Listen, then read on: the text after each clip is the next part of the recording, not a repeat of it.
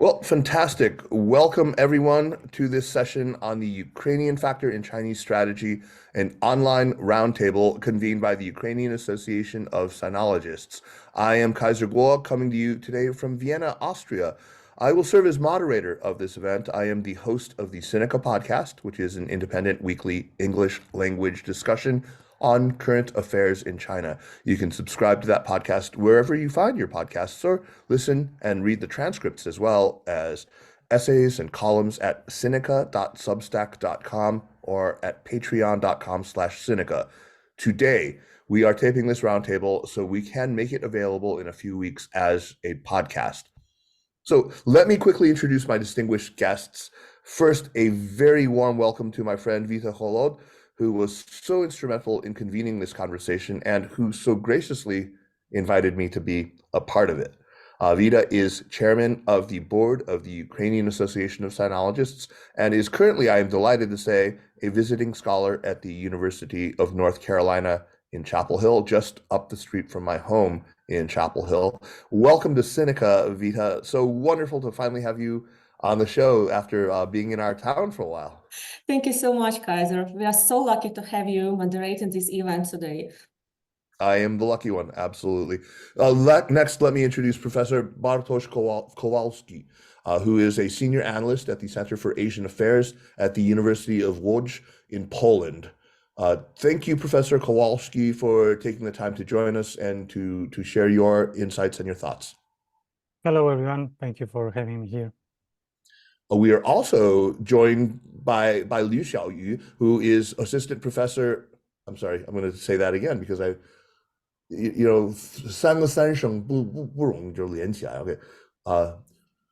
we're also joined by Liu Xiaoyu, who is assistant professor at the School of International Studies at Peking University, who is a very well-known scholar of China's foreign relations.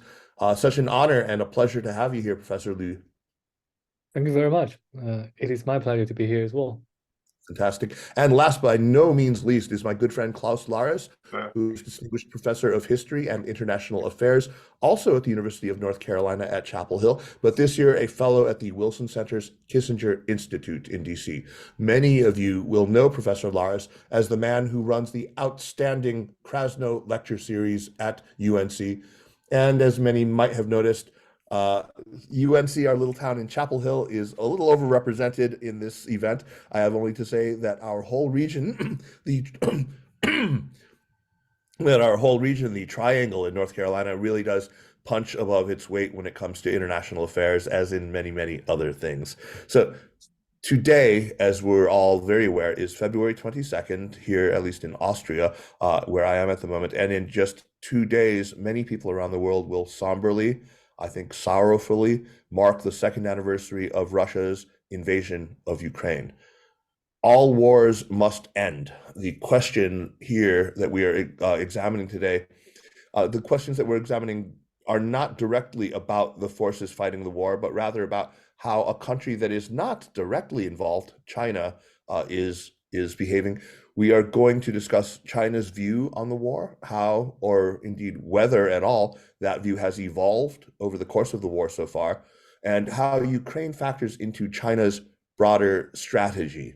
We are also going to look at China's efforts, such as they are, to mediate and whether they ultimately matter at all. And of course, we'll look at the impact of the war and China's quote unquote pro-Russian neutrality, as some have termed it, how that has affected China's relations with the EU specifically. Before we dive into the deeper questions, let's start with something that only transpired in just the last few days, and that is Ukrainian Foreign Minister Dmytro Kuleba's meeting with top Chinese diplomat Wang Yi. So Vita, let me turn to you first. What do we know from the readouts from either side about the meeting, either from the Ukrainian or the Chinese media or from other news sources? Yeah, of course. If I may, first of all, I'd like to express my heartfelt gratitude to the efforts of the Ukrainian armed forces in protecting our people and territory and also defending Europe in these challenging times. And Ukraine is really heading into the third year of this war with no clear resolution in sight. And Ukraine has found itself in a geopolitically complicated situation, caught between the interests and ambitions of multiple superpowers. And not only China, the EU as well as the US currently appears not so united in their approach to Ukraine. And China sees us as a proxy war with the United States. And it was predictable from the very beginning, China would not take Ukrainian side. And China has just adopted its classical, pragmatic, and cautious approach to this conflict or crisis or issue, VD, how it called this war. And we can see a common strategy for China in delicate geopolitical situation, distancing itself from the sensitive questions, not deeply involving itself in negotiation, and pushing the sides to the peaceful resolution. And you just mentioned the Munich Security Conference, and Ukraine was across almost every discussion. As Timothy Snyder said, Ukraine is fighting the world war. It's global war. It's not Ukrainian issue or crisis. And in Munich, we've seen wide media coverage, including big Chinese delegation, and also think tankers from China. And as I know, Phoenix conducted the interview with Mr. Kuleba, our Minister of Foreign Affairs, and he said that Ukraine, replying to the possibility of peace negotiation between Russia and Ukraine, Mr. Kuleba said that Ukraine desires peace more than any other country and strives to restore territorial integrity. So he met finally with Wang Yi, and it was significant for Ukraine-Chinese relations because since the start of the full-scale war, the number of high-level meetings was very limited. Even Ukrainian politicians and diplomats really work hard to maintain this constant dialogue with China. And this time, Mr. Kuleba invited Chinese side to participate in the Peace Summit in Switzerland. We didn't get any feedback so far, but we need to gather a broad coalition of countries for peace talks and for discussing our security guarantees. Because Ukraine voluntarily gave up all the nuclear weapons many years ago and didn't get anything in return. So we need to rebuild our security policy strategy from zero. And from the main stage, during the interview, Wang Yi said that in Munich, that China will play its mediating role when the sides are ready to negotiate. But it's unlikely so far, as long as Putin still has Russian troops on our territory. At the same time, Wang Yi stressed out that China doesn't supply lethal weapons to Russia. And China maintains a stance against the use of nuclear weapons. Yeah, and it can serve as a deterrent factor influencing Russia, but it's only a guess. Ukraine needs security guarantees, while we are not a NATO member. That's a crucial moment for Ukraine. And the Chinese constructive role is still a mystery for Ukrainian people. And we need to explain again and again that the world, it's not just black and white, but when people are dying, it's not what Ukrainian people want to hear. Just beautiful words. And President Zelensky and our diplomats still want to see China sitting at the same table with other countries. And when I was asked why, in America, so the answer could be very simple. Ukraine is trying to keep the balance and to avoid the worst case scenario. And when you are vulnerable, you just need all kinds of support, especially from the great powers. And we don't need another enemy. So that's just very simplistic, but it is what it is. And I would stop here, and I would love to listen to my colleagues.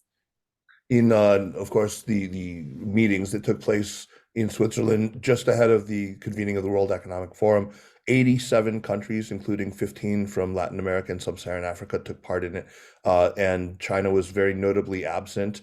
The Chinese delegation and Ukrainian participants in the World Economic Forum, which I happen to be attending, were both asked very pointedly about Chinese participation, and I don't know whether there was any progress made on the sidelines at Munich or informal. No, we didn't get any feedback so far. So so we are waiting and pushing, and really from our official side, we really want to see China sitting at the same table with other countries, our allies, and to build up these security guarantees. So it's very crucial for Ukraine. So, I mean, in many recent conversations, just before this show, at a seminar that I participated here in Austria in the city of Salzburg, we found that it's often useful to kind of invert this usual question about what does China want, and ask instead questions about what other parties want from China. So, I know you've already talked a little bit about this. About what Kiev and its backers realistically think they can get from China. I mean, they clearly believe that something can come of all this urging China to take a role in bringing the conflict to a close. So let me turn to Bartosz Kowalski. What is your sense of what the allies are hoping for from China? And has anything at all so far that you've seen tangible from this 2 years of effort come to your notice? If they're disappointed in China, how big of a factor is that in terms of the strain that's been placed on EU-China relations compared to the many other issues, everything from exports of electric vehicles to values issues like Xinjiang? Thank you. Before I move to this question, I would like to go back to the Munich conference, because when you compare the Chinese narratives from this year with the Munich conference last year, it's I can feel that nothing has changed particularly. There is still China emphasizes that it wants peace talks, it wants peace. However, at the same time, it indirectly blames US for waging the war. When he was asking rhetoric questions in Munich, who wants really the war in Ukraine to continue? Who does what kind of power does not care about Ukrainian lives and the damages the Europe suffers during the war, etc., etc.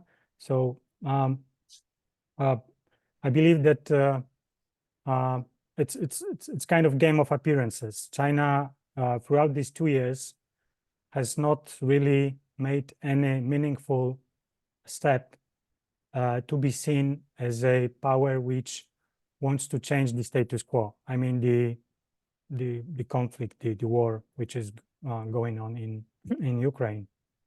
And there was an expectation somehow that you held that they would, or is this? Well, from my point of view, these expectations, which are profound in Europe. For example, in Poland, in Munich, the Foreign Minister Sikorski appealed to Wang Yi that to stop the war, to restrict Russia. But these appeals are repeated constantly since the outbreak of the full-scale war in February. Are they rhetorical? Are they performative? Or are they genuine with an actual realpolitik expectation that Beijing would take such action? It's hard to answer. From my point of view, the only way to restrict Russia's advancement is to cut down on trade between China and Russia. The Russian supplies to China are key for Russia to withstand Western sanctions. And I'm not talking about lethal weapons, which are not delivered by China, but any kind of supplies that are crucial to Russia's wartime effort. So what then is stopping you from sanctioning China then? Why not extend secondary sanctions to China over its continuing trade? Actually, it is happening. As you probably know, yesterday there was the first round of secondary sanctions. I mean, on Chinese firms that are conducting trade with Russia. And this is I think that this is what Chinese business is afraid of, that it can be hit by ricochet by this conflict, by this war. And well, I don't know what will happen next, but we see the change of not only rhetoric but also in particular moves on the side of the EU. Interesting. So I want to turn first quickly to Klaus Larres, and you can maybe give us your take. You're somebody who has studied a lot of conflicts and the processes that bring them to an end. What inducements can you imagine within the realm of the realistic, again, I mean, that are not performative or merely rhetorical, that might see Beijing respond positively, whether those are sticks like secondary sanctions or carrots, positive inducements, or something entirely else? To get Beijing to do more of what the US and the EU would like it to, and especially Kyiv would like it to. In other words, what could the US, Ukraine, and the EU do to persuade Beijing to involve itself more? I say thank you, Kaiser, and thanks to everyone to joining us for this highly interesting and I think a very important panel, because the war in Ukraine is going to drag on and on until someone really takes a decisive initiative. And unfortunately, I think it will not be the Chinese. At the beginning of the conflict, some of us, or many of us, including myself, were really quite hopeful that China would take a mediating role in a constructive way and bring the warring parties together and try to, balance obtain a balanced ceasefire at least. And that has not happened. And I think to reply immediately to your question, I think the main factor here which could bring that about, which could push China into a more constructive mediating role, would be Europe, because Europe is a big loss that the Chinese fear. Apart from Europe, where tensions have not become better at all in the last few years, apart from Europe, the Chinese, as far as I can see, have only obtained advantages from the conflict at the moment. The United States is more distressed than it used to be. It is more distracted by other conflicts around the world, now also by Gaza, of course, and its domestic situation is becoming increasingly polarized and increasingly difficult. That all distracts the United States from focusing too much on Taiwan, on Indo-Pacific, on China as such. And I think that has been recognized because the San Francisco summit, which was quite useful and quite good, I think, has really relaxed relations with China. And I think Biden had no choice because the US seems to be overstretched. There's too much going on in international affairs and now increasingly in domestic affairs for the administration not to try to at least calm down relations with China. Then when you turn to Russia, then China has obtained quite advantages from Russia. Russia has clearly become a junior partner to China, much more so than even 2 years ago. On top of that, the energy situation has been turned into China's advantage. It's obtaining more natural resources from Russia at much cheaper prices. And talking about oil, I think that also applies to the global south, where the wind is really moving towards China and towards Russia and away from the West. And that has an awful lot to do with the Ukraine war, but of course also now with the recent Gaza conflict. But the disenchantment of the global south with the United States and the Western world as such, I think, is increasing at a dramatic speed, which can only benefit other countries like China. So I think the Chinese, like many global powers, are realists. They look at the world in realistic terms rather than in humanitarian or human rights or sympathy dimensions. And of course, every individual Chinese leader, every individual Chinese also regrets the loss of life and the torture and injuries and destruction. I have no doubt that Wang Yi will, of course, generally regret that. But from a more global macro point of view, everything is moving towards China. The only exception, as I said at the beginning, is the Europeans. Right. the tension is actually increasing. And I think the Europeans, therefore, would have the possibility to put more pressure on China to be perhaps a little bit more of a mediator in the Ukraine conflict. Above all, I just wonder by whether economic means, yeah. I wonder whether it's the pressure that could induce them to better participation, more positive, proactive participation. Because I wanted to save Xiaoyu for last because I think he has a better sense of how Beijing is apt to respond, what sorts of inducements might help from that perspective. I mean, because you talk about this sort of relaxation of tensions after the Xi Jinping and Joe Biden met in Woodside in south of San Francisco. Yes, for sure. And there was a lot of diplomacy over the summer, but the real sore points in the relationship, especially, the export controls on quite an expanding list of high-tech goods, is what the real issue is. And that is also part of the reason why China feels increasingly like it needs to turn to Russia, right? And this is I think something that we're not maybe necessarily thinking through. So I want to hear about the perspective from China, insofar as you're able, Professor Liu, to channel their sentiment. How has that developed over the last 2 years? Right. I think what I'm going to say is more like my personal assessment and also judgment on the situation. I Now, understand. firstly, let's go back to 2 years ago at the very beginning of the conflict, when I think that when China first learned about the news about the Russian invasion, it was actually accompanied with a big shock. I don't think the Chinese decision makers are fully well noticed and prepared on the scale of the military campaign that Russia was going to launch in Ukraine. So I think that event looks very much similar to the historical event in 1958, when the mainland tried to take more offensive campaigns on Taiwan. It invited Khrushchev to come over to China, and after the visit, they concluded with this agreement saying that both sides has reached agreement on issues on international relations. And then day after Khrushchev left China, the mainland started bombing Taiwan, and the whole international society saw that this is a mutual agreement acknowledged by Soviet Union.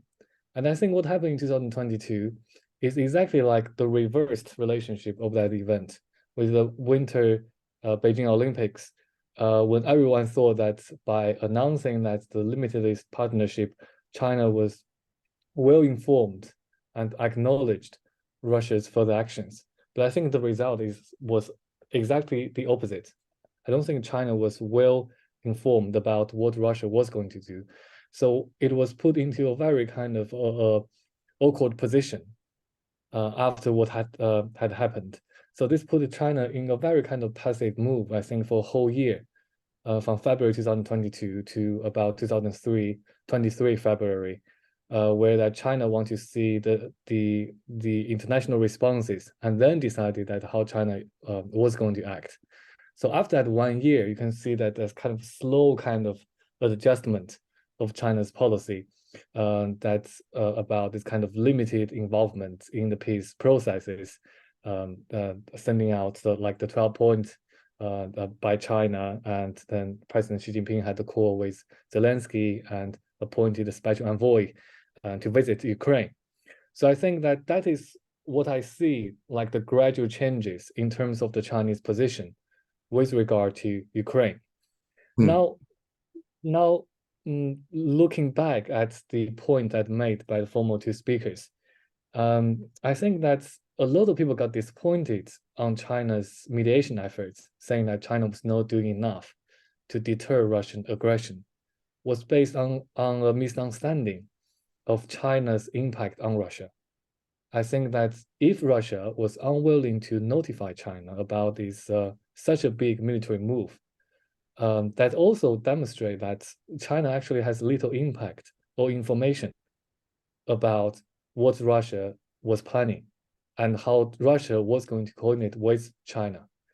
So I don't think China, even until today, acts as a key impact on Russia's top decision-making processes, which means Strange. that the impact that Russia, like China, can access on the mediation process, especially putting pressure on Russia, was expected by many of the European partners, is simply unrealistic, because this is simply beyond the capacity of China back then and also right now. But And I have the think Chinese tried to do that? And have they found out that it is impossible to get there? Or has the attempt not even been attempted as on the basis of your reasoning that it's no point anyway? I don't think that from the previous experience that China had successfully in the past 20 years, I think so, had influenced the decision-making in Russia. Yeah, so And it's interesting that you say this because since the outbreak of the war, this has been one of the questions that I've been at every opportunity asking people who might have informed opinions about this or informed, actual insider knowledge of this. Now, I can't claim to have gotten very, very high up, but I have talked at second hand to a number of reporters who are well sourced, and there is an emerging consensus that, just as you said, this came as quite a surprise and caused a lot of anger and frustration. We saw heads roll, like in the foreign ministry, where Russianists were demoted, Europeanists and Americanists sort of raised up in the foreign ministry. I think there was evidence that we can point to that they were really caught quite off guard, and I have anecdotal evidence that Xi Jinping himself was quite angry. The other point that you make about it's sort of strange to me that anyone would have harbored the expectation, but I want to. That's maybe more of my own intuition than anything else. But one person a few years ago suggested to me, I think this was even before the outbreak of the war, that there is this sense of that, and it's quite widely shared. Most people seem to believe this, that they're in this strategic condominium between China and Russia. China is the senior partner, Russia very much the junior partner. And on the face of it, it would appear that way. I mean, in terms of their sheer comprehensive power. But because of Russia's ability to act so unexpectedly and disruptively, it seems more often to be the case that Russia is leading China around by the nose. Now, this isn't my idea. This comes from the former acting Assistant Secretary of State for East Asia Pacific, Susan Thornton, who made this suggestion on my program. And I am not convinced completely either way right now, but I think we should keep our minds open to the idea that, as Professor Liu suggested, China's ability to influence Russia is much more constrained than we tend to believe. Now, let me stay with you for just a little bit, Liu Xiaoyu. You are probably the best placed person to give me a sense for how public opinion in China, and I want to ask actually Vita also is somebody who observes this, so I would like to hear from both of you on this question.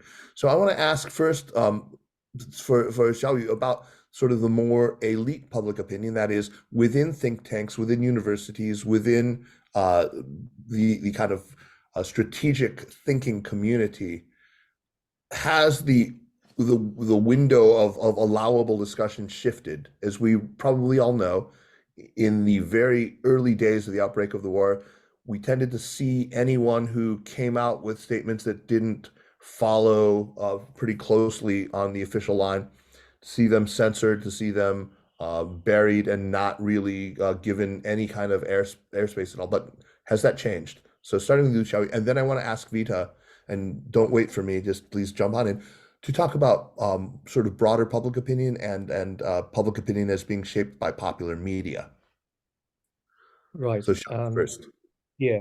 So Kaiser, if you're referring to the environment within think tanks, within the intellectual community, I would argue actually since the very beginning of the conflict, since the war, the atmosphere did not change very much. Okay. But it is not in a restraining environment, strangely, because when the intellectuals gather together and discuss, I think that the point of views are being exchanged relatively frankly, without reservation.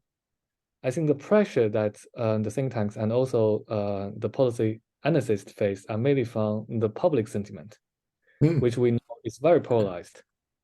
So I believe that scholars that I personally know that who have stood on opposite sides on the war, their main pressure is neither from the government, nor from their peers, but mainly from the public. Yeah. So strangely speaking, that I do not think that among the international relations community, there has been this really restraining environment with regard to the discussion of the Ukrainian war. I've been very frankly and openly stating my opinions since the very beginning, but I don't think my views have ever been censored. And also, like last year, I personally visited Ukraine for 1 month, and also came back and also participated in many sessions. In none of those occasions that I've never been kind of in a way being asked to in a way tone down that my perspective on the war and what has been going on from my perspective. So I want intellectually, to come back to that in a moment. Yeah. I'm sorry, I want to come back to that in a moment, but because you've given us a very good opportunity to segue to that source of pressure, that of negative pressure on that's shutting down conversations, it seems to come from popular opinion. So maybe Vita, talk about that, and then I do want to come back to you very quickly, Xiaoyu, to ask you about about that trip to Ukraine and the sorts of conversations you had there and what you sensed about what their expectations were from China. So first, Vita, please, the floor is yours.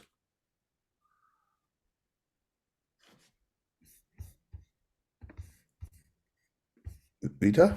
Yeah, I'm sorry, I mute myself. So first, I'd like to say that we don't have direct relations with Ukrainian think tank and Chinese think tank. We don't have direct relations, and we don't have chance to opinion exchanges. So we need to build this direction just to better understanding each other and to know our how Ukrainian thinks about Chinese position and Chinese's mediating role.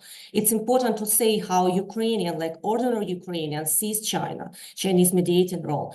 And I'd like to say that according to Ukraine latest Ukrainian opinion poll, more and more Ukrainians consider China as a hostile country. And the latest opinion shows us that 58% of Ukrainians said that China is a hostile country, and it was only 34% in July last year. And if we listen to Ukrainian media, they would never say Chinese position is neutral. Rather, they would say the Chinese position is pro-Russian. And it's how Ukrainians see China, and we need Ukrainian voices to be louder in China. And even we try to understand that China has millions of reasons to development strategic relations with Russia, but it doesn't help. So we need a really solution, and we have something in common between so-called Chinese peace plan and Zelensky peace formula, that we need to find a common ground to develop this point that it's really strategically important for us. As I say, nuclear security guarantee or food security, or we can talk about captured soldiers. It also was in Chinese position plan, how to help with humanitarian aid. So we have a lot in common to discuss, just we need to talk. And Ukrainian diplomats and Ukrainian politicians is really working hard to establish this dialogue. But as I see from my perspective, and also from interview of Ukrainian ambassador to China, that Chinese side, it's not willing to talk and artificially blocked all these dialogues. That's why we try to build another mechanism of negotiation to ask or attract our alliance, the EU and US, to build this platform and to talk just in our favor. So that's important to have this dialogue in trilateral format, I think. If China sees us and like proxy war with the US, okay, we can take it. So let's talk in like three of us, the US, China, and Ukraine, or the EU, China, and Ukraine. I think it would be helpful because now, as we see, it's strategic mistake of China. China is losing European Union in terms of strategic relations in the future. So we are really want to talk, and we have something in common between our positions. So we also invite our partners and alliance to advocate our position to China. And also, I'd like to add about China-Russian relations. It's also important as my insight from discussion from my Chinese colleagues that Xi Jinping doesn't see any substitute of Putin so far. That's why he tries to keep not Russia alive, but Putin alive. So it's important because he sees that Russia without Putin would be even worse than now. So it would be like chaos by a Chinese border. So that's like main strategic position of China, why China trying to keep Putin alive. So I think we see now plenty of reasons in the selfish interest column for them not to take a pro-EU, pro-NATO, pro-US position, pro-Kiev position, and very few inducements, very few reasons to, except for moral suasion. I have yet to meet a serious analyst of China who doesn't see them as a self-interest and reason and sort of rational actor. And yet, I only still have to hear sort of morally grounded and not realism-based arguments. So I'm wondering why those are missing. Bartosz, do you have any ideas why this disconnect? An analyst community that all agrees that China is a self-interested and largely rational actor, and yet a set of inducements that only include sort of do the right thing in joining them to do the right thing. Yeah, so this is for so-called like sanctimonious diplomacy, right? Right. I yesterday heard this term and really like it. This is what Chinese policymakers accuse of the Western politicians, right? But Right. but I would like to go back to the point raised by just a while ago, that principally speaking, China is interested in keeping the status quo because it favors the Chinese economic gains in Russia, be it oil prices, all sorts of economic gains, and it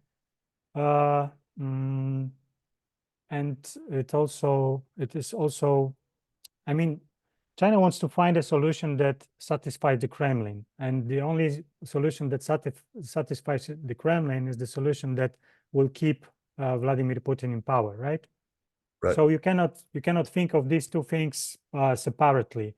And that said, when you put it in the perspective of what happened in last 2 years, and when China was making some signs of, active involvement into the peace process, I mean the Zelensky-Xi call, one would see that it was also meant to some extent protect the Russian interest. Why I'm saying that? For example, before Xi-Zelensky call, Minister of Defense, Chinese Minister of Defense visited Russia. And it was widely seen, even in Russia, as an inspection of the Russian armed forces, whether they're ready to withstand the Ukrainian counteroffensive. And for this reason, it was speculated that Xi Jinping agreed to have a phone call with President Zelensky, because the idea was that to convince Ukraine maybe to stop the counteroffensive, because it could break the advancements of the Russian forces or whatever. I mean, if we speculate whether China was surprised with the extent of the Russian invasion into Ukraine, right, in February. We can also wonder that each time Xi Jinping had substantial meeting or call with Mr. Putin, the Russian side escalated the war effort, right?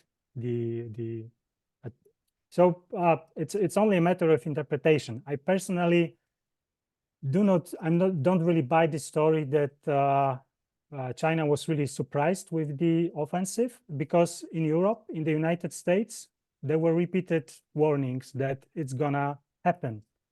And until the very last day of the, of the first day of invasion, Chinese policymakers and the Chinese state media were repeatedly denying these calls, that it's intended to provoke tensions, etc., etc. And when it happened, the narrative shifted towards amplifying the Russian narratives, that it was, I wouldn't say that it's just war, but the thing is that Russia has its right to wage this war, because because of NATO expansion, because West didn't subdue to the Russian demands raised in mid-December 2021, etc., etc. So, well, I think it's a matter of perspective, but from my perspective, it's the other way around, as you suggest. Otherwise, it's curious. I mean, why then would you think there would be so many people trying to spin Western journalists into believing that China was indeed surprised? There's some motive then for that. It was obvious beginning around the time of the Bali meeting in 2022, just by November, that there was an effort on the part of China to change the narrative there. What would China have to gain by convincing the Financial Times and other news organizations that they were in fact caught off guard? I wouldn't see any upside. It would seem to maybe undermine, leave an opening for a wedge to be driven. It doesn't seem like it would be a strategic rationale, but it was clearly a deliberate effort to get that narrative out there. Anyway, we can. Kaiser, can I jump in here? I mean, does it really matter whether they were surprised or not? I think it does. I actually think it does. Well, let me just say, I think to some extent we all knew that something was coming, but a lot of us, including myself, were still surprised that the attack actually happened. We saw the troop buildup, we saw American intelligence warning for many weeks and months, but I think a lot of us couldn't believe that it would still happen. And maybe it was a little bit like that with China as well. They knew that something was happening, but they perhaps didn't quite believe that Putin would do it. But I think in the end, it doesn't really matter, because 2 years later, all sides have adapted to what is happening on the ground, whether you were surprised or startled at the beginning or not. It doesn't really, with hindsight, doesn't really matter. I think how we would find out how important China is for Russia is, let's assume, just theoretically, if the Chinese stopped being involved at all in the war effort, with whatever, no oil purchases, no deliveries of anything, would that bring Russia to its knees, or would Russia be able to continue the war nevertheless? And I think that is the question we have to answer to find out how important China is actually for Russia. And of course, I agree with my Polish colleague. It is in the end, because we don't really have all the information available, in the end, it is largely also a matter of interpretation.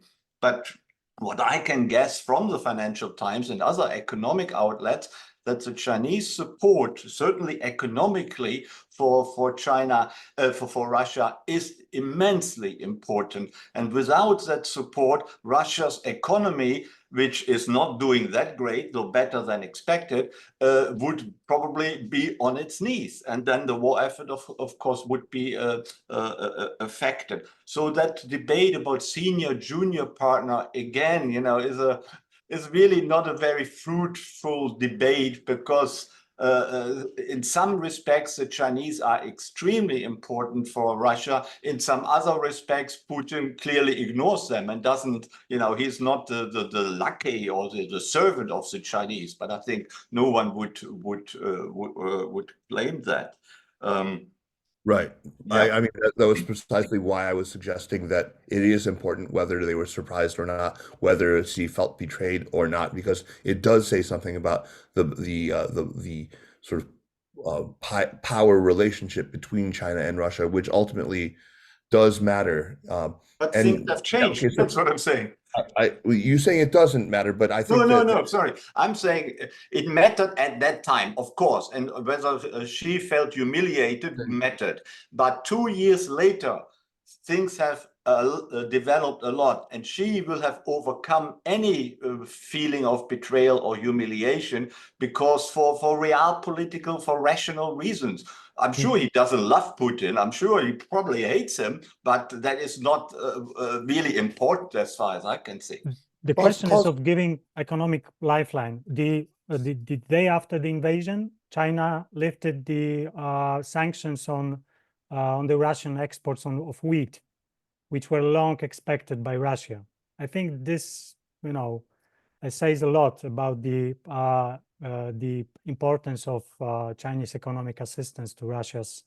I don't think anyone is disputing that it has been absolutely important, that it has really softened the impact of sanctions, that it has weakened the effectiveness of sanctions. But maybe Klaus, Bartosz, both of you can talk about this. What's the evidence for extensive violation of sanctions, or for helping Russia to actually evade sanctions? Has Beijing crossed any bright red lines? Do you think that there should be more there should be more sort of punitive action against Beijing for any of its financial dealings with Russia? Personally, if you ask me, I'm not asking for punitive action because I don't think that would get anywhere. You don't want to antagonize China further. You want to bring them in and engage. So even if there were legal reasons, and I really don't know whether there have been some legal fine lines which have been, not been observed. But I think in the end, it's the same as the United States. If you put sanction on a superpower, it doesn't really get you anywhere. It is you need to persuade the country to engage more and perhaps be more careful in purchasing oil and gas and things like that, whether the sanctions have been violated or not. We know that it does help Russia. Whether or not it is a matter of legality, but it does help Russia. And the same, of course, applies to India and other countries who buy an awful lot of natural gas and other resources from Russia. One needs to persuade these countries. One needs to persuade these countries to perhaps change their minds, or wonder whether it will help the geopolitical global situation, rather than putting sanction on them, which I can't see would help in either case. Great. Let's leave that there for now, and I don't think we can make much progress on that question. Let me turn to Professor Liu. Xiaoyu, help us to understand the position that China formally put forward about a year ago. I should note that the foreign ministry does not actually describe this thing that we call the 12-point proposal as a proposal. They call it a position. But whatever they were, I think we can broadly agree they were disappointing to many observers as well as to participants, in part because they seemed so generic, right? Xiaoyu, you explain to me in an earlier conversation about what you believe the real 12-point position intention was, and how it fits into sort of broader ideas of Chinese diplomacy. Can you repeat that, please? Yeah, sure. I mean, like the 12 point, as I explained earlier, I think that is after a whole year of wait and see, that what China came up with in responding to the continuation of the Ukrainian war. And I think by doing that, its main intention is to demonstrate that, well, China has some kind of basic norms or kind of positions with regard to the conflict, with the first principle is respecting sovereignty and territorial integrity, which means in future, if we imagine a scenario of Ukraine winning the war, China would not have any difficulty of recognizing the 1991 border of Ukraine and saying that we have always been respecting that from the very beginning during the war. So I think that by saying that, that leaves the flexibility for China to adopt a pro-Ukraine post-conflict position in future, while including as many issues concerning all the parties involved in the conflict with Russia, with the global South, with the European Union, to basically to meet everyone's demand, which means it will be equally disappointing to everyone as well. But I think that the main purpose of that is to give the international community a sign that China is thinking and trying to do something while leaving enough flexibility for China's policy changes in future. I think that is the main purpose. But going back to the previous discussion, I don't think China can do much at this stage, even after 12 points, because we know last year, shortly after the peace position, the Chinese foreign policy has been going through this kind of round of reshuffling that has not really ended until now. So that's not only that, as I previously argued, that China does not have such an impact as imagined by many of my European counterparts to exercise on Russia. Neither right now China, with its foreign policy decision-making, is able to make such a big turn in kind of policy making with all the foreign policy's capacity at this moment, with this reshuffling going on. The priorities for China at this moment in foreign policy is about the neighboring security and the major country relations with Russia and also United States. So I think that considering the current decision makers' capacity, this has been in a way on the top list for the Chinese decision makers. So you've made this point a couple of times now that that you don't believe that they have leverage, but what we've heard from Bartosz is that they very much believe that because of the economic dependency, they do exercise leverage. How would you address that counterclaim? Because by translating China's economic leverage to political influence would in a way transgress China's long-standing policy of non-intervention in domestic affairs. China can do that if China wants to, but this will trigger such a big turn and transformation in China's foreign policies. And this will be highly debated, even among those who are sympathetic to the Ukrainian cause and who probably want to punish Russia in a way. They would oppose the ideas of translating China's economic power into political influence. Once you open the gate with Russia, then you can easily argue China should and can translate economic influence in other regions as well. So this will put China's foreign policy in such a fundamental change, which I don't think the Chinese foreign community will try to do and can afford anytime soon. But I mean, somebody might argue back that Chinese foreign policy hasn't always been shy about using the economic leverage. I mean, for example, iron ore, wine, lobster, all sorts of other things from Australia to punish them over the political transgression of refusing or of demanding an investigation into COVID origins. So I mean, I think maybe it's only when we're talking about pure powers, maybe. Yeah, well, China only used those measures when in a way that the disputes are about China's domestic politics. You rarely find any example of China translating economic powers into political influence when they actually involve international affairs and domestic affairs of other countries. So if the other country challenge China's position on China's domestic politics, Taiwan, Xinjiang, China can leverage those economic powers. But you rarely find any example when China trying to influence the domestic politics with other countries when it is not directly engaged with China's domestic politics. I think this will require really a big step for China in its foreign policy thinking to do that. And I don't think there's this environment or consensus either among the intellectual community or among the policymakers to make that change anytime soon. Vita, I want to ask you now, do you think that there is any meaningful overlap between what the Chinese Ministry of Foreign Affairs has put forward, the 12 points, and the 10-point proposal that came out of Volodymyr Zelensky's office? Yeah, as I said, it's something in common. So I really understand what is a classical Chinese diplomacy is, and it was predictable that China would not involved in this conflict and just try to distance itself like a classical Chinese diplomacy and policy. But still, we need to find something what could be in common to discuss. As I said, it could be like humanitarian aid involvement. It's nothing to do for China. I think it has this experience in other conflicts before. So another, it's also important to continue these nuclear security talks.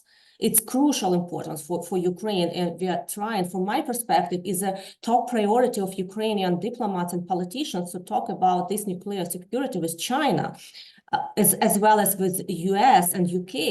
It should be some protection from the global leaders, from the great powers, to secure our nuclear security while we are not a NATO member. And also that also in common between two plans, Chinese and Ukrainians, it's food security. We need China to help us to restore our Black Sea Grain Initiative. And last summer, our trade representative, Mr. Kachka, he visited Beijing, and he had a constructive talks with his Chinese colleagues. As a result, we just see only one like outcome of this visit. Chinese market now it's open for Ukrainian honey, but it's not enough. We need a real constructive role for restoring this Black Sea corridor, because we see like Ukrainian logistics blocked in all ways, including Polish border. It's a crucial for us, because we really rely on Polish friends and colleagues. And now we need to continue our export and trade. And we lost, unfortunately, we lost a big share with our turnover with China, like about 40%. But China is still interested in trading with us, and also including grain, corn, and barrel. So and China is still our key trade partner. So Right. we would like to continue this dialogue, and we'd like to invite all our alliances and partners to speak with us on the same platform. And also, I'd like to add, not from European Union perspective, but from American perspective. We know that US and China relations, it's very, how to say, it's consequential relations for all countries. So we need to understand how the US and China relations will develop in future. It's very important for us, and we are watching about these primaries in the US, and it's not helping us to win this war. Yeah, America is not united. That's a very good segue into the exact question that I wanted to ask to Bartosz and to Klaus, which is this. There's this focus in our conversation and a lot of conversation on China's role. One of the great gains, I think, in the immediate aftermath from the Western point of view was the strategic congruity between the United States and the EU more broadly, even beyond NATO, right? There was very little space between their views for a while, and it seemed to reverse in its tracks the move towards strategic ambiguity, or I'm sorry, towards strategic autonomy of individual EU countries or of the EU as a total. And that was something that China probably was disappointed in. But the threat to that EU unity, EU-American condominium, seems to come more to me from the United States and its political uncertainties that it's facing in the run-up to November than from China. Why isn't that more prominent in the conversation? Anyone? Bartosz?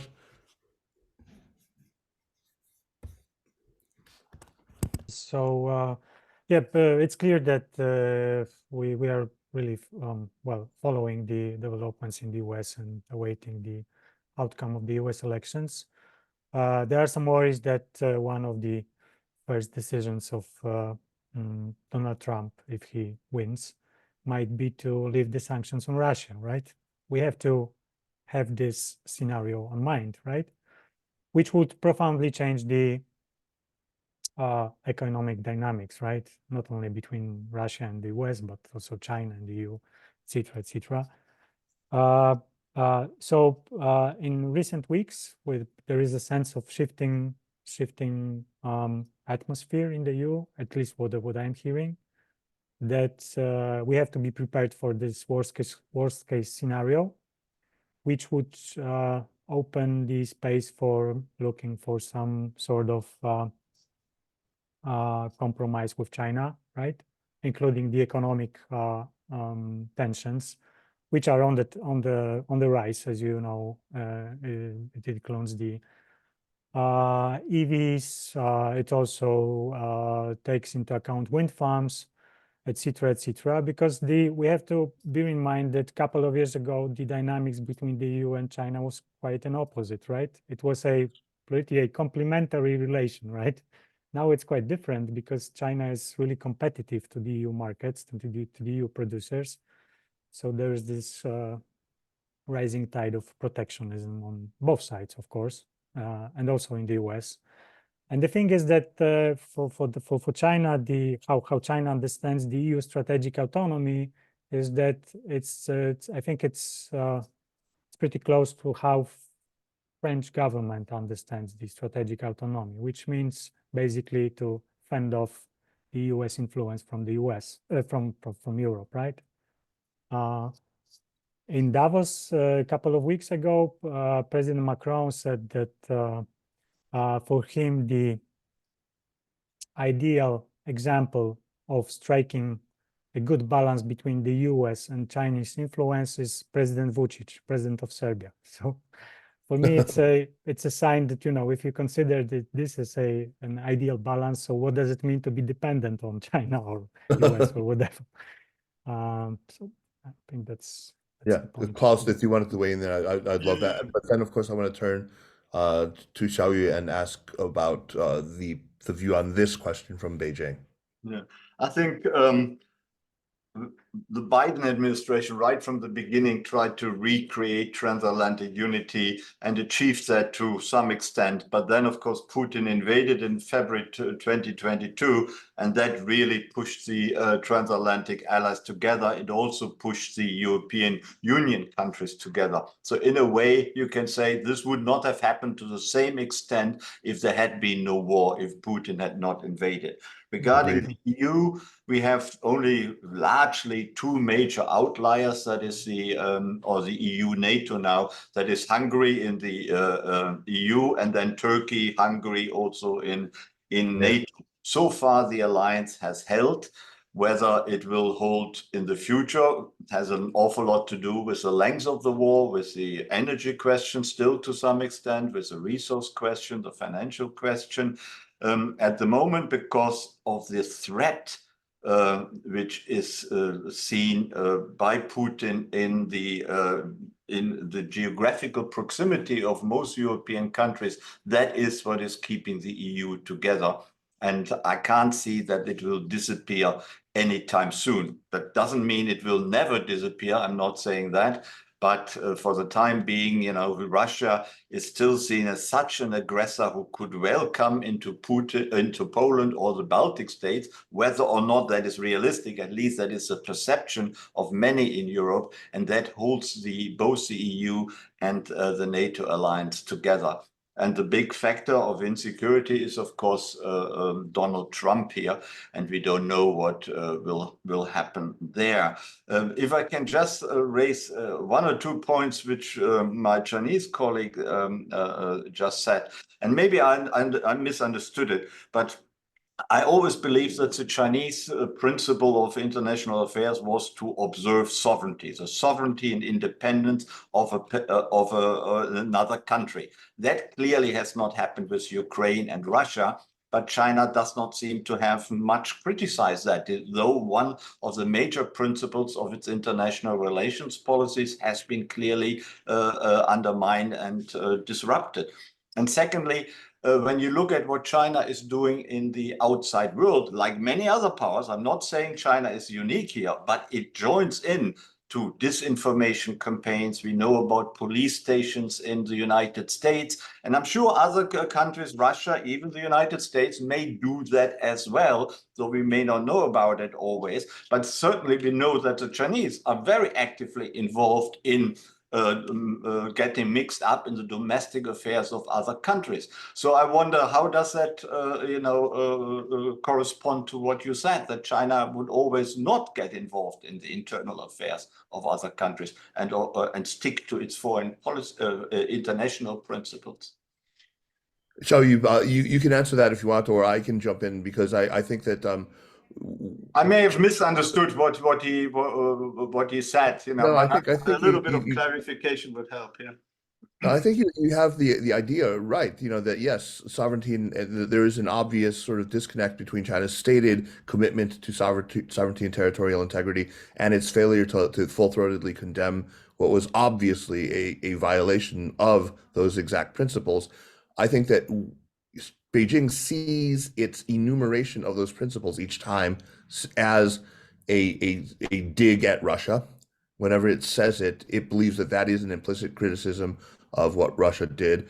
It's not a very satisfying one. It certainly doesn't count to me as full-throated.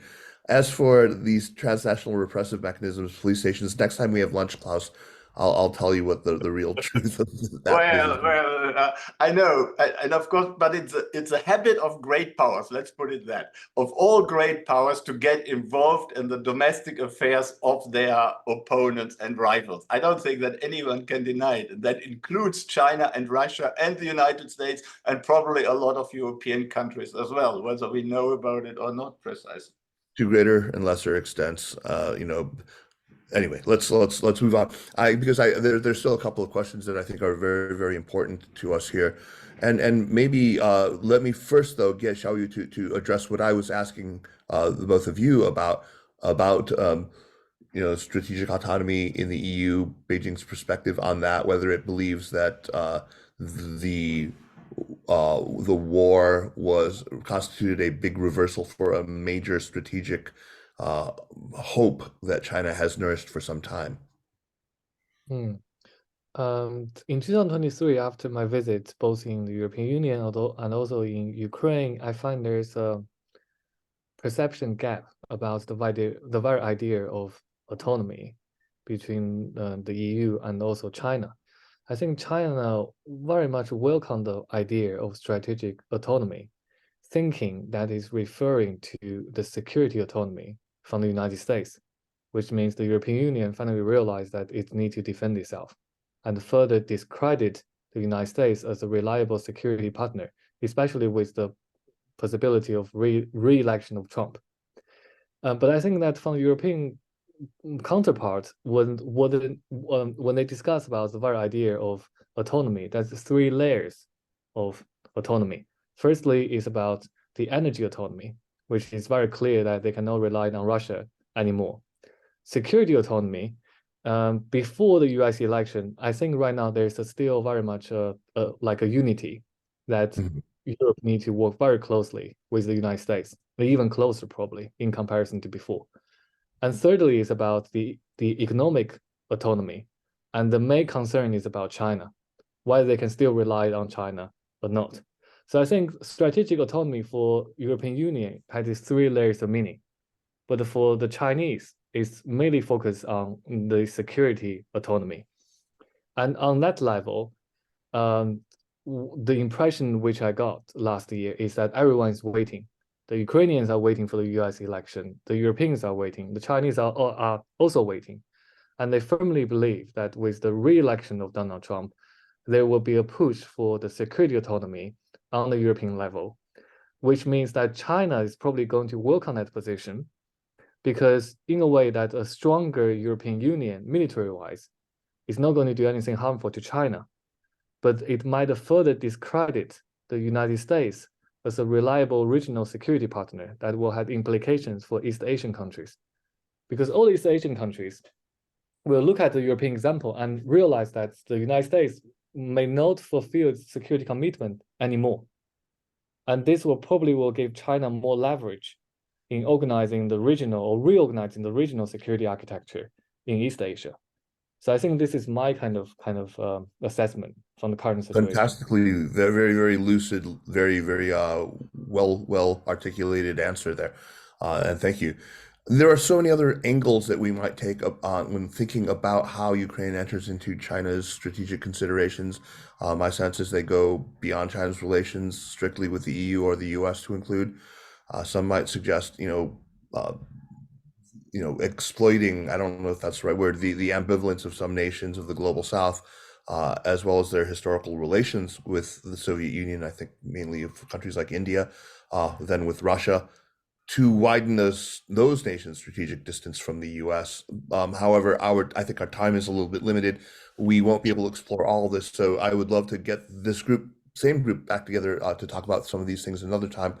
I do, however, want to talk about one issue that I think it requires a little bit of sensitivity to bring up, and that is Beijing's bottom line for what an armistice would, I mean, maybe more to the point, not just Beijing's bottom line, but Ukraine's bottom line for what would be acceptable, Russia's bottom line for what could be acceptable. Agreements are not in the end made by different parties simply signing on to high-flown principles like the ones that Beijing has repeated, but rather about specific compromises that are very hard to negotiate and are just as difficult to accept. I think we can all empathize. I think everyone listening, everyone here present, with the way the Ukrainians must feel whenever someone suggests blithely that they have to compromise, when it was Russia, after all, who was the clear aggressor, and when for 2 years it's been Russian troops on Ukrainian soil. It's completely unbalanced.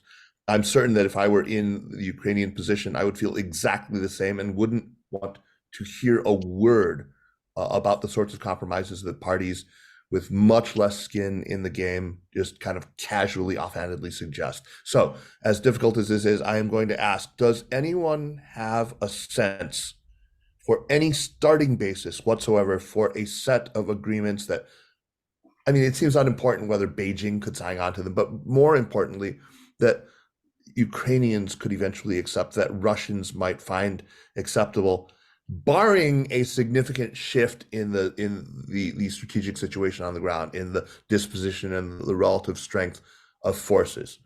What could be one nugget which would be a basis for anything like a compromise? I don't mind who starts. So anyone who wants to open their mouth first is welcome to. And you're in a safe space, so please. Nobody's. Yeah, that's what I thought. Shall I call on Vita? If I may, I just say a few words. Ukraine, it's not ready to discuss any sensitive questions with any kind of like alliance or enemies. I don't know. We are not trying to convince anybody, but it's very clear that Ukraine is not giving up territories. We are not in this position to discuss territories. So we'd like to make it clear for Chinese partners, for Chinese, think tanks, we are not willing to discuss these sensitive questions in any platform. And now we are really understand that our future relations with China and the EU future relations with China will depend on Chinese behavior on this war. It's very important to China to step up in any level, in any point, and just to show this constructive role of responsible player, as well as the US also need to understand where would be any kind of compromise to talk with China. And we know very well that the main fraction of the US-China relations, it's not Ukraine, it's in the Pacific. So there are a lot of to talk and with like both sides, and Ukraine could be a point of compromise between the US and China. We just need to start to talk in this trilateral format. it's important to build this platform before the election, before like any consequences of this election. So I'd like to stop here. Thank you. Interesting. Xiaoyu, what Vita just said, I think we all understand emotionally, at least on that level, but it doesn't seem to offer much for inducement for China to come up with any meaningful statement. It's like you're basically saying, we want you to participate in the peace process entirely on our side and entirely on our terms, without even touching the possibility of any compromise that could, bring the Russians somehow to the table, which ultimately, as little as we want, barring a total Ukrainian victory, would be the only way to arrive at a peace process. So it doesn't seem to leave China much room for maneuver, right? Xiaoyu, do you want to address that? Yeah, during my visit in Ukraine, I think all the Ukrainian policymakers delivered that point very explicitly and clear to me, which I believe would be in the same manner when they spoke to the Chinese decision makers. And I think that right now that China realized very clearly that although that the international community might have the heart with Ukraine, in terms of the mind, that someone at some point need to say that like the difficult strategic decision need to be made about when to make the negotiation would be the best for Ukraine in future. And China might realize that it is definitely not the best actor to say that at this moment. So I think that China will still, in a way, have this kind of wait and see policy after the US election. I don't think China will step up its action at this very moment, realistically speaking. And I think that if we leave China aside, and if we just discuss about Ukraine and the Russian negotiation, what I kind of think what might be a possible solution and a potential like a likely scenario is that both sides might enter a frozen conflict at this very stage. And in the internationally mediated agreement, what might happen is that Ukraine got to declare that it still has the territorial rights to the 1991 borders in the agreement. But what happened is that in effect, that the Russia still got the status control of its current controlled territories at this very moment. And I think both sides will enter later on a more kind of hard discussion and difficult discussion, probably with eruptions, with future conflict to make the border shift. But I think that entering a frozen conflict with Ukrainian declaring that the territorial rights to the 1991 border might be a solution that can be pushed both by the United States and the European Union at this stage, with the kind of like the uncertainties with the US election. Because at this very moment, I think Ukraine need time. It need time to regroup itself and to be more prepared at this very stage with the uncertainties lying ahead. Thank you very much. Let me pass on now to Bartosz. Can you weigh in here and what do you think? I know these are difficult questions. Well, when it comes to the idea of frozen conflict, accepting the frozen conflict, I remember the information published after the Zelensky call. And I think it was the Minister Kuleba, Minister of Foreign Affairs, said that there's no room for discussion about the frozen conflict. So it's, but the time, probably we are in a different situation now, but I feel that I'm not really in the position to discuss this, given the sensitivity of this issue, especially for the our Ukrainian colleagues. But my understanding is that at present, Ukraine would not accept these terms. I mean, any kind of frozen conflict, which would, in the long run, would act against the security not only of Ukraine but also the security of Europe in larger terms, right? Right. So then we have to think of who would benefit if this this scenario would materialize. And I'm still thinking about, once again, about Russia and China. One more thing which caught my attention after Li Hui's visit to Europe, Ukraine, European countries, and Moscow last year, is that when he returned to Beijing and there was a press conference, at the very end of the conference, he was asked what was the reason for the Russian military operation in Donbass, and he said that, according to my sources, I mean to Russian officials and officers, the reason was to protect the peoples of Donbass. So I think I'm not sure to what extent we have to treat such statements as relevant to general policy making in China, but I think it gives us a sense of what is the perception of the Chinese government officials on the conflict. Thank you very much. Last word goes to Klaus Larres on this question. Yeah, thank you. I think I agree here with my colleague from Beijing that may well be the outcome, unfortunately, some sort of frozen conflict. But we know from Moldova and particularly from Georgia that is not a very happy scenario and creates further instability, certainly not more stability. What really is required here is that Putin also makes some compromises. If he wants to start negotiations on the basis, I'm not giving up anything of that 20% of the Ukrainian territory which I've conquered, then no one will even enter negotiations. So both sides need to at least indicate that they are prepared to compromise in a genuine way, not just rhetorically. Secondly, it still leaves the question open, can we trust Putin? Even if you arrive at such a solution, 10% here, 10% there, whatever, it's difficult to define that now.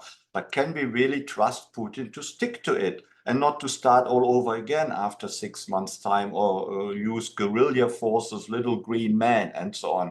And here I think the international community, including China, perhaps has a role to play. We do need to employ UN police forces, UN soldiers, perhaps a little bit like in Cyprus. And here the Chinese would, of course, have an important role to play in a constructive, internationalized way. And that is, I think, where a China contribution could really come into it and convince the General Assembly and, of course, the Security Council even more to go down that road.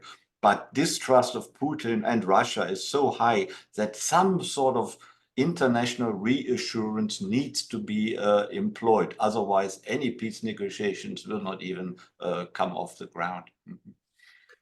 Well, we clearly have not solved. Kaiser, I'd like to add one I forgot to say. Xiaoyu was in Ukraine and he had a chance to meet President Zelensky. So it's very important to say he's the only among us who had this chance to visit the meeting with President Zelensky. And also I very welcome all think tankers and scholars to come to Ukraine and to understand the situation in Ukraine from inside, and to understand how important to keep this territorial integrity for not only for Ukrainians, but also for our soldiers who are every day in this battle line. So it would be like explosion in our society if we start to talk about like giving up territories. So it's not impossible at the moment. It's important to know Ukrainian opinion polls for Chinese colleagues. Xiaoyu, if you are willing to share about your direct encounter with President Zelensky, we would be honored. Oh yeah, I mean, it was such an honor for me as well. And during my visit, I had a chance to meet with him and also several of the senior diplomats in Ukraine. And I think the impression which I got, there was such a contrast, because when I was in the European Union, I was meeting with the European Union diplomat, which of course that they have this kind of very kind of a moral kind of language about persuading China to do more.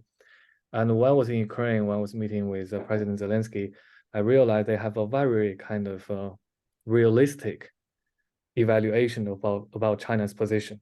And it's very clear to them that I think it came to a point that when they said that we understand that China has a long border with Russia, and China probably cannot openly break up with Russia for its own national security. But we do appreciate what China can do in terms of three issues, which they said. Firstly, it's about openly respect Ukraine's territorial integrity and sovereignty. And secondly, it's about being very clear on the non-use of nuclear weapons. And thirdly, it's about no selling of lethal weapons to Russia. And I think those 3 points have been delivered as the right line or baseline for Ukraine. And the Chinese side, for now, I think from my judgment, had followed those recommendations. So I think those will be the base consensus between China and Ukraine for this time being. Why they can move forward, I totally agree with Vita that people need to talk more to see in which areas can we make minor breakthroughs, so that in a way that the Ukrainian voice can be heard much more clearly and also loudly within the Chinese audience. Klaus, I had told you you would get the last word, but as it turns out, we get the last word from President Zelensky in a delightful surprise. So I think you're probably going to be okay with that. On that note, I want to thank all the participants on this fantastic panel, especially Vita Golod, who helped to put it together and who really brought us together for this. My great gratitude for organizing this. I look forward to seeing you once I'm back in Chapel Hill. To Bartosz Kowalski, who had fantastic insights for us from the Central European perspective, looking both at Ukraine and at the EU. And of course, to Xiaoyu, who brought, I think, some incredibly lucid perspectives from Beijing, not only giving us the Chinese perspective, but also, I think, helping to break open this idea that there's some sort of monolithic support among the Chinese strategic class for Putin in this. And finally, to my friend Klaus Larres, who I look also forward to seeing once I'm back stateside, and I'll set you straight on that whole police.